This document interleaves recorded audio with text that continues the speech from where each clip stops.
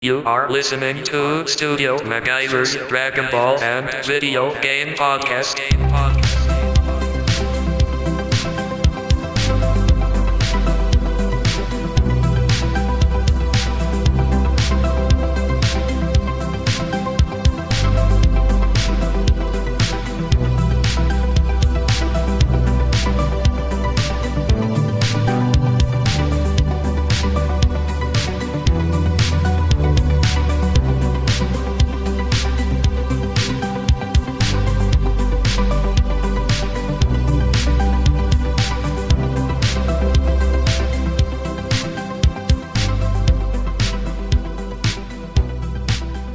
What's going down, people?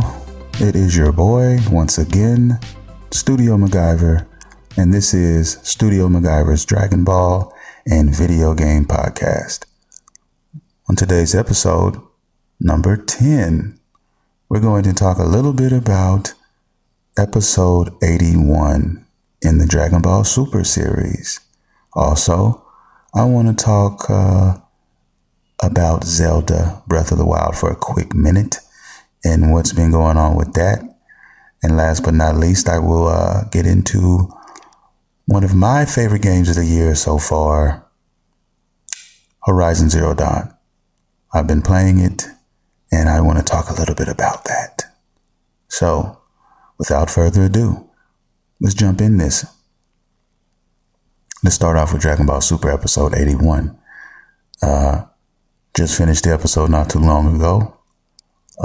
Used to watch it on Sundays. Now I'm able to watch it on Saturday late night, which is cool. Interesting episode. Very interesting episode. Goku versus Bergamo. That was the match. He was the last and supposedly the strongest brother out of the three in the exhibition tournament they were having, the 3-on-3. He had some pretty interesting things going on there.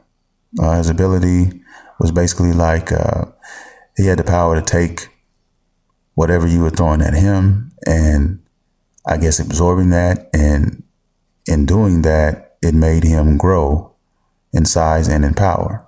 So the more you hit him, the bigger he got and the stronger he got. So it was pretty interesting to see how Goku dealt with that. And he dealt with it. He pretty much handled Bergamo in the end. But we also got news on the tournament and how it is going to work. Yes. This is what I've been trying to figure out and was wanting to find out, and we finally got that information. I'm kind of mixed about that, though. Some of the rules basically imply that you cannot fly, so you can't use flight. You have to knock the opponent out of the ring. That's the only way you can win. So you can't just knock him out inside the ring. Once you knock him out inside the ring, you have to actually literally take his body and toss him out of the ring. Now, this is the kicker.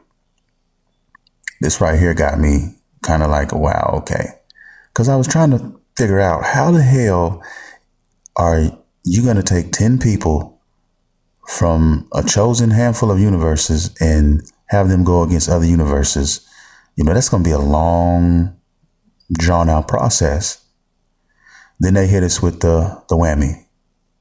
Basically, it's going to be a battle royal. So everybody from the chosen universes will be in one gigantic ring or stage. And basically, you have to knock, your goal is to knock every opponent off and be the last man standing, pretty much. So your team has to knock their team off. So you're going to have to work together. Like I said, you cannot fly. You cannot use weapons, no guns, no swords or anything like that. Just all skill and technique. This ought to be pretty interesting. So now I understand why Master Roshi is in this tournament. Nobody can fly. So it's going to be very interesting to see how this pans out. Yeah. And then on top of that, at the end of the episode, this hooded character who everybody's been pretty much wondering who he is finally came out and showed himself. His name is supposedly Topo, Toppo. And he cannot, for some reason, he cannot stand evil. So anything evil, if he takes it to be evil, he wants to annihilate it. And he's wondering if Goku is evil or not. Because pretty much it's basically because of Goku that this tournament is actually taking place. And like I said, all the losers, their universes will be disintegrated. So he's trying to get a take on Goku, and actually it looks like they're going to fight on the next episode. We shall see. Even though the tournament, the exhibition shit is over with. That's done. But he jumped out, apologized for being disrespectful to the Omni Kings, and he told Goku that he wanted to talk to him, and he's basically challenging Goku, to a fisticuff. So we shall see what's going to happen in the next episode. That ought to be interesting. And anything can happen in Toriyama. I mean, things can change. A lot of things can happen. So let's find out. We'll definitely find out. Yeah, it was a pretty good episode. The fight between Goku and Bergamo was dope. Can't wait for the next one and see where this actual tournament is going to go and what's going to happen with it. Now, I want to talk a little bit about this Nintendo Switch nonsense. Basically, Zelda Breath of the Wild. Now, as you all know, as of this podcast, it is the 5th of March. It's supposed to come out on the 7th. But as you know, when you order stuff online, a lot of times you get things days early in advance. So that's what's been happening to a lot of people. So everybody's on Facebook, on Twitter, posting pics and gameplay of Breath of the Wild. Now, the reviews are out on this game. Everybody pretty much who seems to be reviewing this game has given it a perfect 10. Now, like I said, that is one of the only games that I want to play on the Nintendo Switch. I just don't think it, I don't think it serves me to spend $400+ on that just to play Zelda. Especially when I don't know too much about Nintendo and what's going on. There have been reports of some malfunctioning pieces. I guess the plastic screen cover starts to melt a little bit or get dirty. There's been some malfunctioning with that. Screen scratches when you put it on the mount to play it because there's no protection for it. Things like that. But, with every system, that when they come out, there are going to be some flawed systems. I mean, that just goes with the territory. That's for every system. Sometimes you get a bad batch, and that might be what that is. But still, this perfect 10 on a Breath of the Wild thing is crazy. I mean, Zelda is synonymous for great reviews. I mean, they are great games. I mean, one of my favorite Ocarina of Time is a classic to me. I have it on my 3DS and love it very much.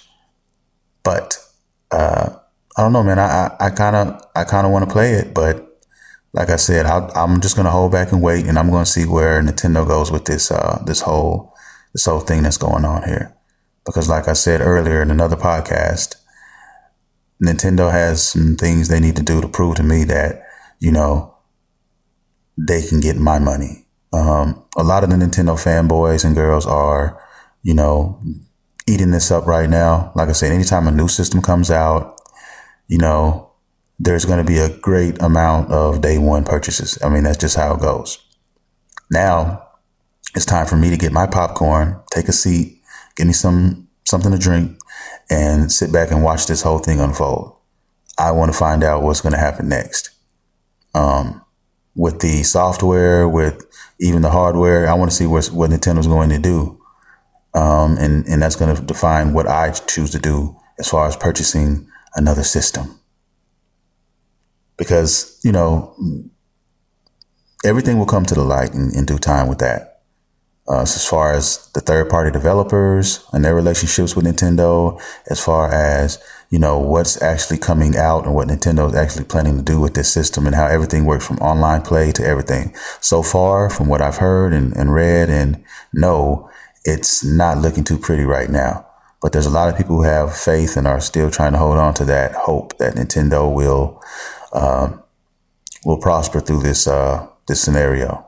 And, like I say, I'm always praying for Nintendo because, like I said, I do love Nintendo. I do. I just want them to get their shit together when it comes to consoles. They need to handle their business and they need to do it right. Okay? That's basically what I'm saying. So let's see how that goes. But yeah, Zelda is looking pretty good right now for all the gamers out there. They're enjoying themselves. Kudos, more power to you. Hope all goes well and continues to go well. But what I want to see is what else? What's the next title? What are you going to come with? And how good are those going to be? And we'll find out. The online and everything else I've talked about previously. We'll see. I want to see what that's going to look like.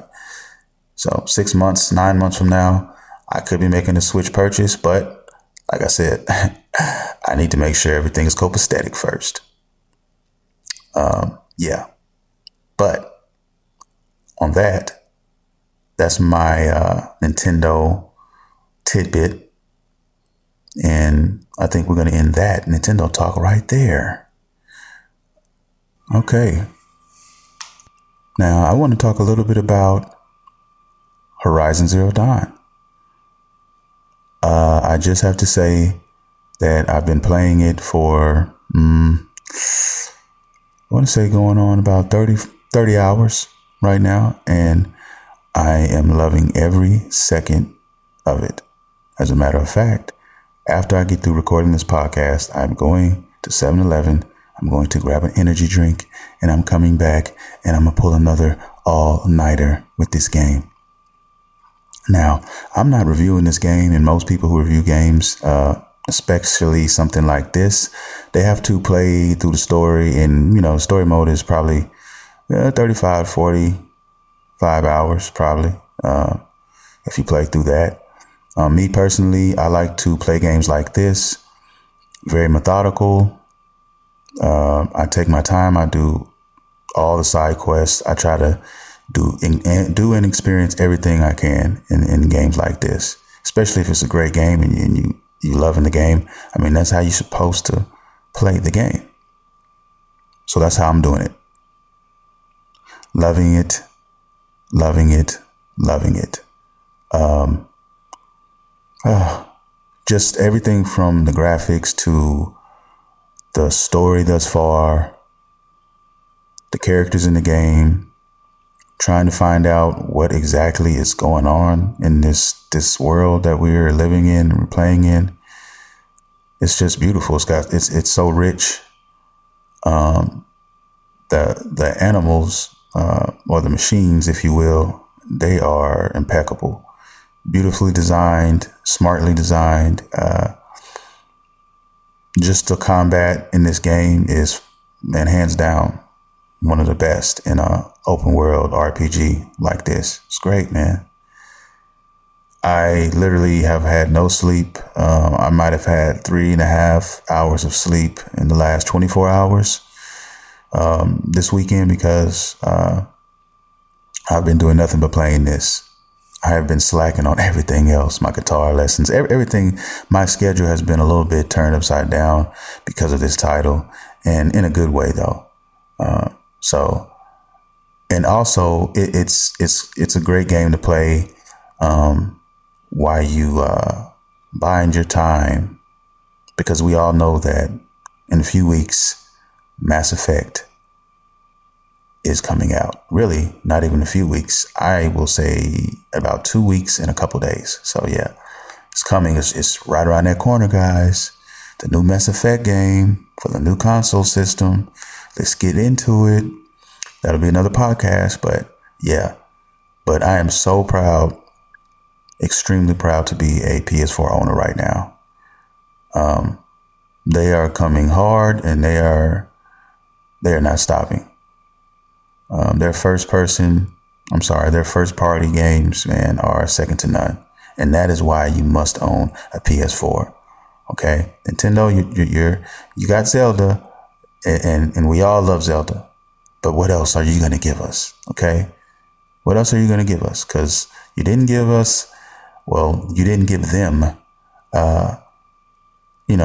a Metroid game on the Wii U.